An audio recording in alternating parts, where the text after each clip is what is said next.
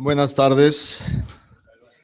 Si me permiten, estaré primero haciendo una pequeña introducción en inglés y luego estaré tomando las preguntas de acuerdo al idioma en las cuales se elaboren. So I was telling to my Mexican friends that I will start basically with an introduction in English, and then I will be taking questions and answering them in the language they are defined. So today we obviously kick off the process of negotiations for the North American Free Trade Agreement. At the same time, we were this morning together. All the technical groups that had been organized were kicking off every specific sector of negotiations. Last night, I had a big meeting with the Mexican delegation. The Mexican delegation is obviously the Ministry of the Economy, plus all the ministers and secretaries and autonomous institutions that are part of the overall process. Now, this morning, basically, we got the speeches that were delivered. Nothing that happened this morning is a surprise. Most of the positions that we have been listening to were expressed somehow or another this morning. And from there on, we continue into our process. We held bilateral meetings with the Canadians yesterday, with the US today, and we just finished a trilateral meeting just an hour ago. So we're looking forward a constructive process, trying to address the items that will take NAFTA into the 21st century. We will abide by our principles, our main negotiating priorities, has stated into the document we share with the Mexican Senate. And I'll be staying tonight in Washington to share with our basically private sector consulting groups and with the group of senators that have been designed by the Mexican Senate, what have been the first elements in this kickoff of the process. With that, I will open for Q&A. And again, I will answer in the language the question is being expressed. Secretario, el señor Lighthizer llegó hoy ciertamente con nada nuevo. El señor Lighthizer llegó hoy ciertamente con nada nuevo. Lo hemos escuchado antes, pero el tono fue picoso. ¿Cómo lo siente usted? Y esta cuestión de la insistencia de Estados Unidos de que hay que terminar con el déficit comercial de $66 mil millones que tiene con México. Y lo que le quiero preguntar, no solamente su punto de vista acerca de eso, sino también si esta contabilidad de los $66 mil millones de los que Estados Unidos habla son ciertos, porque parece que ellos fabrican cosas en México, las traen y luego las meten y las contabilizan como si fueran productos mexicanos. ¿Nos puede usted aclarar ese punto, por favor? Y cómo recibió usted los comentarios de Lighthizer.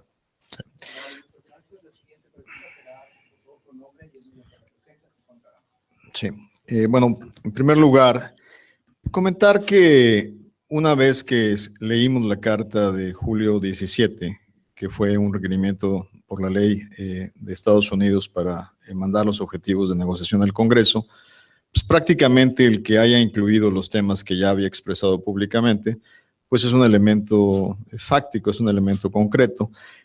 Tampoco nos abstuvimos tanto nuestra contraparte canadiense o la mexicana de expresar nuestras visiones sobre lo que ha representado este acuerdo de libre comercio y el significado de déficits comerciales. En ese sentido, creo que lo he dicho más de una vez públicamente. Nosotros estamos dispuestos a analizar el rebalanceo comercial entre los tres países de América del Norte, siempre y cuando sea bajo el principio de expansión de comercio. No bajo el principio de supresión del comercio.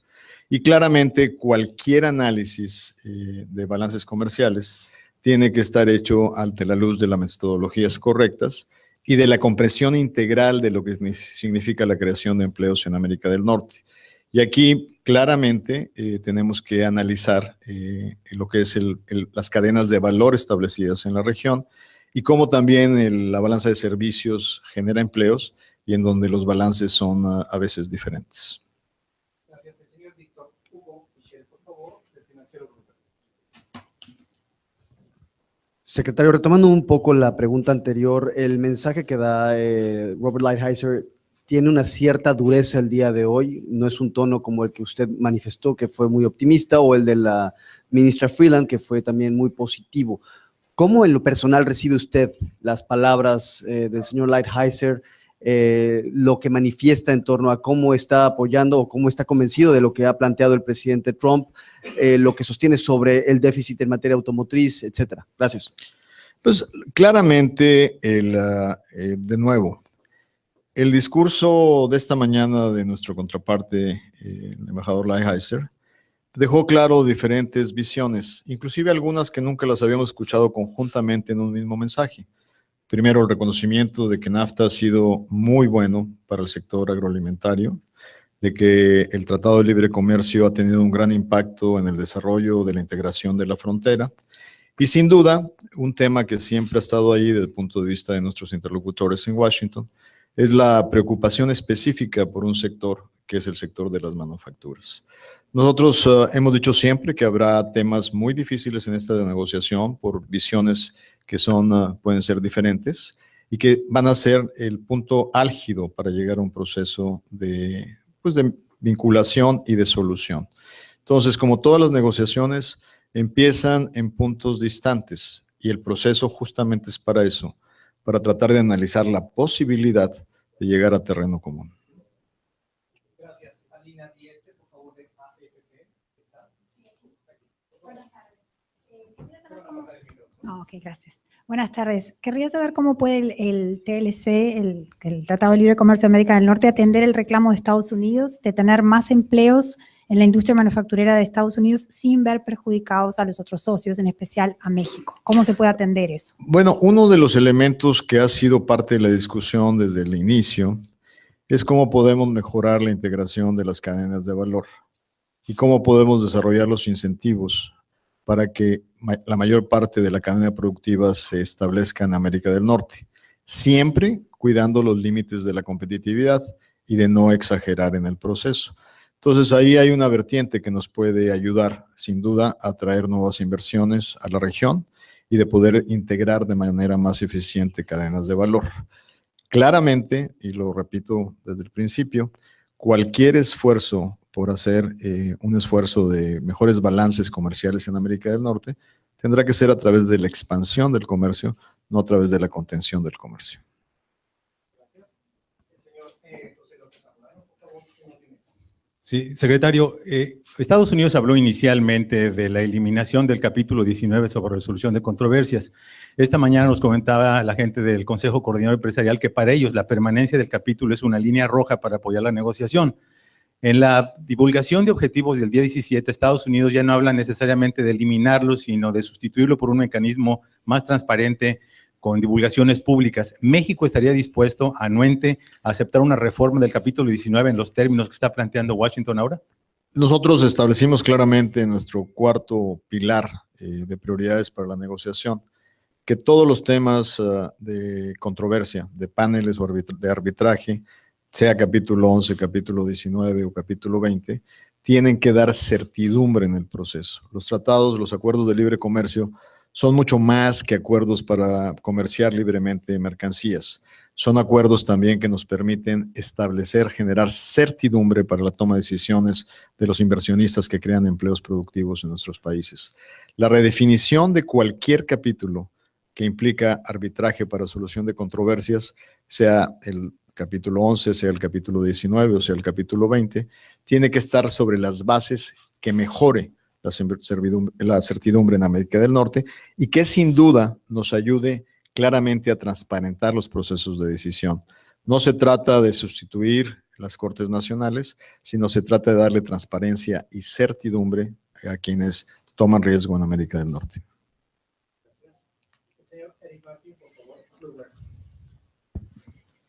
Gracias. Buenas tardes, señor secretario.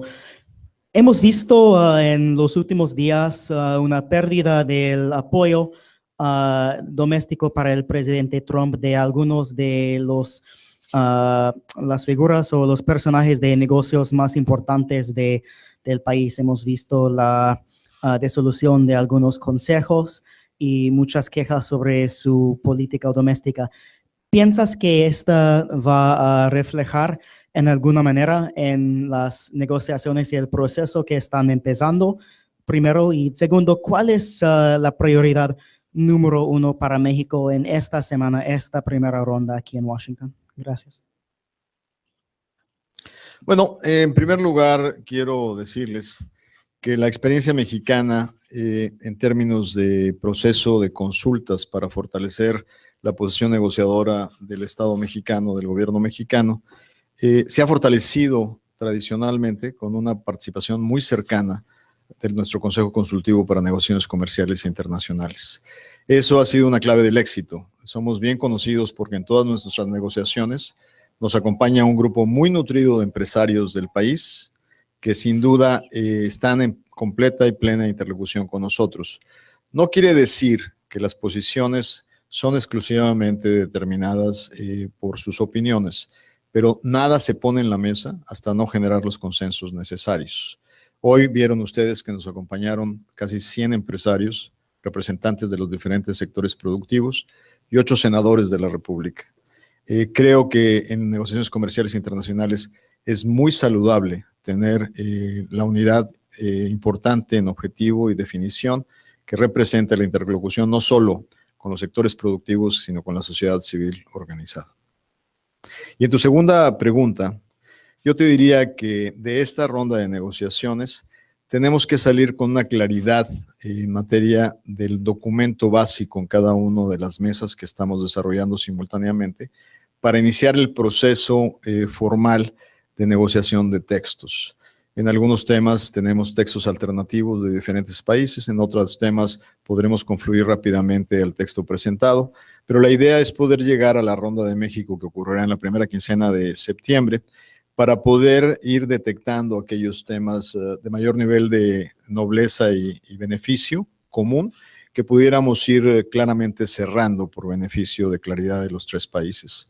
Esto nos permitiría ir aprovechando cada una de las rondas que están programadas de aquí al fin del año. Entonces, la primera prioridad en esta ronda es avanzar teniendo ya textos definidos como base de negociación en cada uno de los grupos.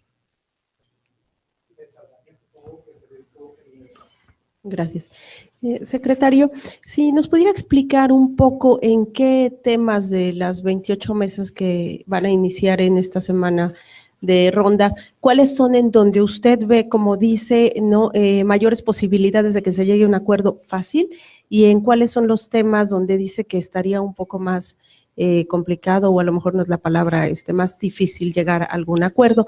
Y en una parte de su discurso en la mañana hablaba del acuerdo exitoso que tenía que ser funcionar para todas las partes. Si me pudiera explicar qué elementos tendría que tener el acuerdo para que sea exitoso, a pesar de que en algún momento van a tener que ceder ustedes o los demás países. Gracias.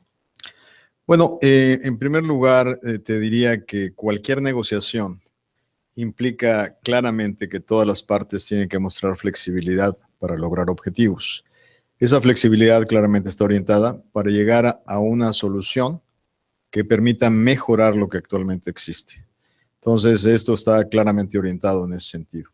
Ahora, en ese proceso, en una negociación que tiene altos incentivos para un desarrollo eficiente, veríamos que hay capítulos muy positivos para los 3 países, como por ejemplo el tema de pymes, que no está reflejado en el NAFTA original de SMEs, de pequeñas y medianas empresas, que sería un capítulo muy importante para definir la estrategia para integrarlas dentro de la cadena de valor. Es un claro ejemplo de esos capítulos que pudieran ser importantes. Hay temas de facilitación, hay temas de lo que sería la instrumentación o lo que se dice en inglés enforcement, de acciones específicas para poder mejorar el tema de fronteras. Entonces hay una serie de elementos que podríamos subrayar como elementos propositivos que es en el mejor interés de todos de avanzar.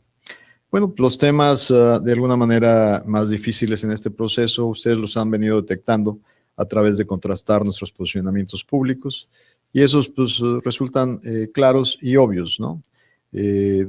Justamente todos los mecanismos de solución de controversias serán un tema de discusión que tomará un poco más de tiempo. los temas de análisis por la misma naturaleza de extensión de las reglas de origen definidas en el acuerdo, serán ejemplos también de los temas más complejos para ir avanzando. Una recomendación, una que otra en inglés intercalada. Señor secretario, yo le quiero hacer dos preguntas. La primera, nos acaba de decir usted que el representante comercial de la Casa Blanca habló positivamente del acuerdo. No, Bueno, nos dijo que dijo cosas positivas en términos de la factura, que yo recuerde, y estaba presente, dijo que el Tratado de Libre Comercio era un fracaso para muchos estadounidenses, y creo que hay testigos aquí, a menos que se lo haya dicho en la reunión bilateral o en la trilateral, pero públicamente no lo dijo. Quisiera, si me subrayara en qué parte lo dijo él. Y la otra, tomando en cuenta la transcripción de la conversación telefónica que tuvieron el 27 de enero el presidente Donald Trump con el presidente Enrique Peña Nieto, y hablando del Tratado de Libre Comercio, él encargó básicamente la negociación a su yerno, Jared Kushner, y al secretario de Relaciones Exteriores de nuestro país, que sigue en etapa de aprendizaje, Luis Videgaray.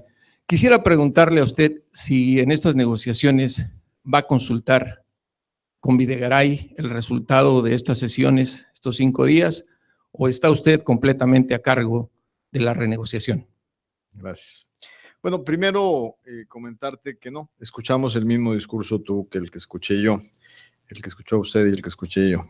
Y en ese sentido, lo que estoy expresando no es que haya dicho lo que dijo, es que hay gente que se han beneficiado con el tratado.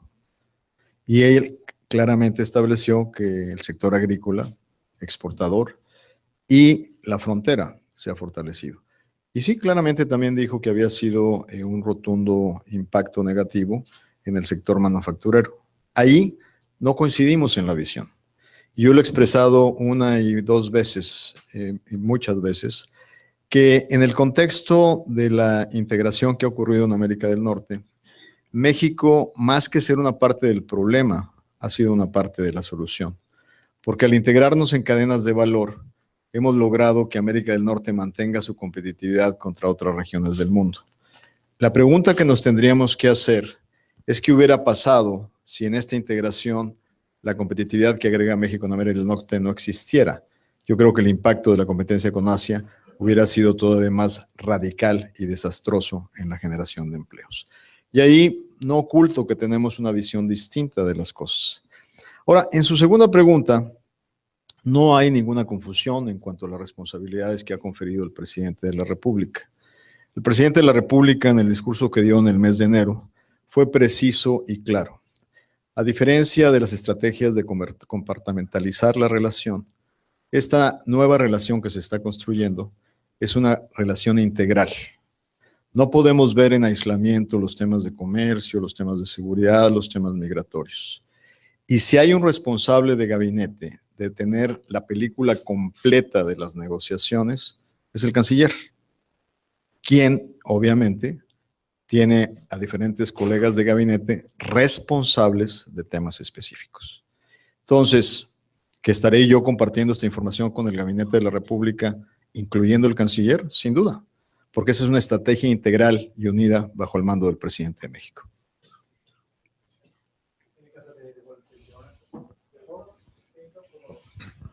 Thank you very much for taking this and taking some questions in English. So you said there were no surprises this morning, and yet it was striking to many of us the very different descriptions between you, Minister Friedland, and Ambassador Lighthizer as to what NAFTA has been and what you want it to become. You and Minister Friedland described a pact that you had said had been largely successful and mainly needed modernization. Ambassador Lighthizer described an agreement that he said had been a failure and needed far more than modernization, but a total rewrite. What is your assessment of how Ambassador Lighthizer described the agreement, and how do you bridge that gap? Well, basically, what I have said is that there were no new things.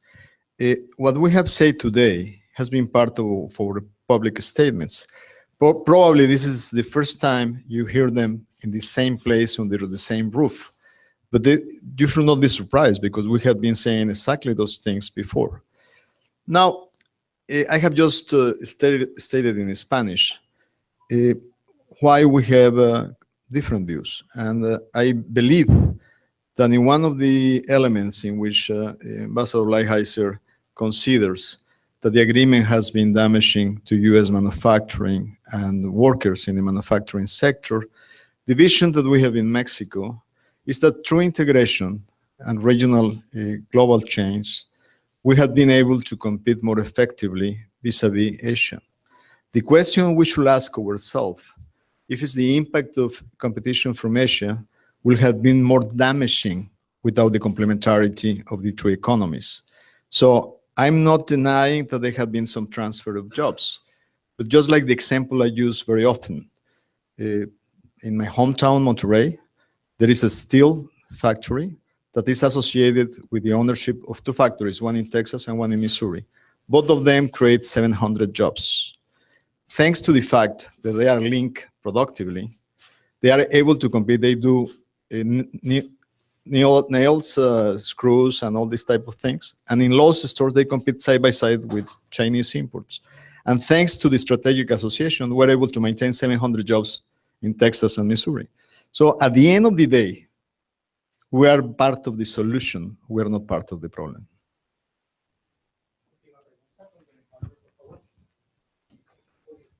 Hi, Doug Palmer with Politico. And I just wanted to ask a question about the trade deficit, because that's the point that Ambassador Lighthizer hit on pretty strongly today, saying that you needed to move towards a balance between trade, and that's something that should be checked periodically. Did you get from that they want to build in some sort of mechanism for a periodic review of the agreement if it's not moving towards deficit reduction?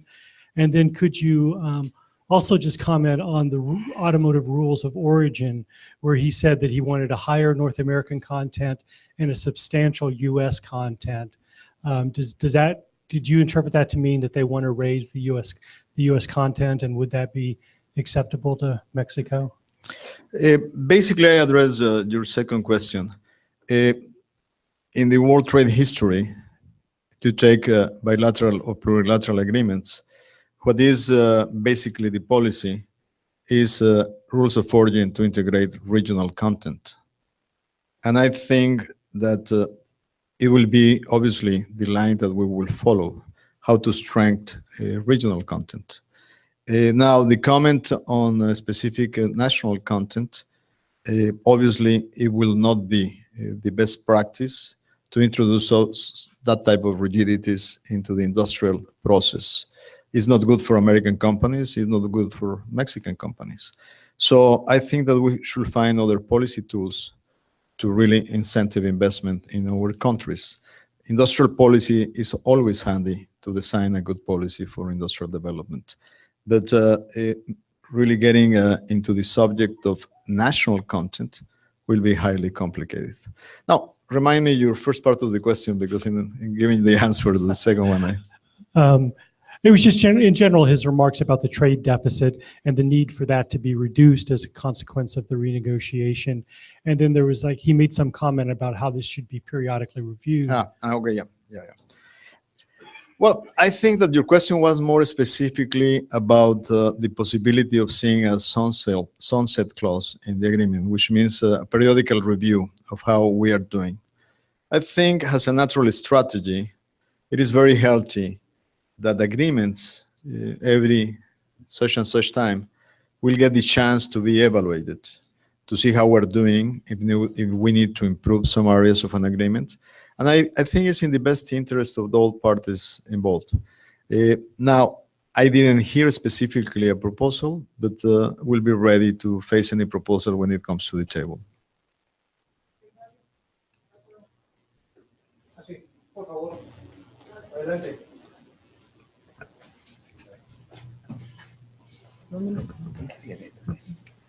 ¿Qué tal? Buenas tardes, secretario. No alcancé a llegar.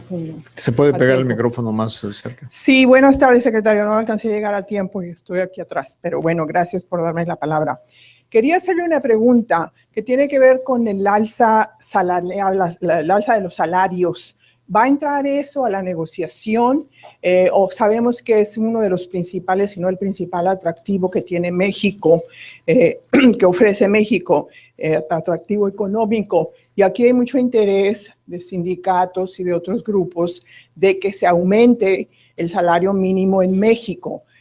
Alguien me decía que podría ser una línea roja que no quiere el gobierno que se negocie en la mesa de negociaciones. ¿Cuál es su opinión respecto a este tema que sí está incluido, que es el laboral y el salario mínimo? Claro. Bueno, primero comentarles que nosotros fuimos los primeros en la más reciente negociación del TPP de considerar la relevancia para que los acuerdos comerciales tengan suficiente nivel de disciplinas que nos permita garantizar una equitativa distribución de los beneficios del comercio. Y lo hicimos así, considerando que 20 años después era imprescindible incorporar el capítulo laboral y el ambiental al texto del tratado y sujetarlo a las mismas condiciones de arbitraje y sanciones en dado caso de violaciones permanentes. Estos acuerdos nos comprometen a dar una implementación estricta de nuestros propios marcos laborales y de establecer un plano común de lo que los tres países hemos hecho en materia de avenirnos a convenciones internacionales de la Organización Internacional del Trabajo. Yo creo que es clarísimo que el diseño económico de América del Norte nos lleva a la conclusión contundente de que al fortalecer los derechos de los trabajadores, sus derechos de sindicalización, de libre asociación, sus derechos de negociación de contratos, es un mecanismo para fortalecer la capacidad negociadora en el mercado de trabajo. Y esto automáticamente se debe reflejar en un esquema equilibrado dentro de las condiciones particulares de cada mercado. México establece de una manera integral y con un diálogo en sus propias instituciones laborales y empresariales, el diálogo sobre la política de salarios mínimos. Esto claramente es independiente y sin duda el fortalecimiento de derechos laborales tendrá un reflejo en el mercado y en la determinación de salarios. Pero no el salario mínimo.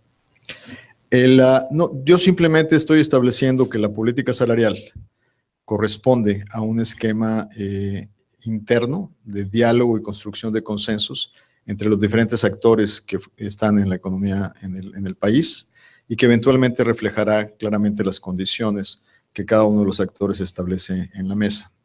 De hecho, se ha vigorizado una política de revisión en este sentido que sigue en un diálogo permanente. Esto no forma parte de las negociaciones.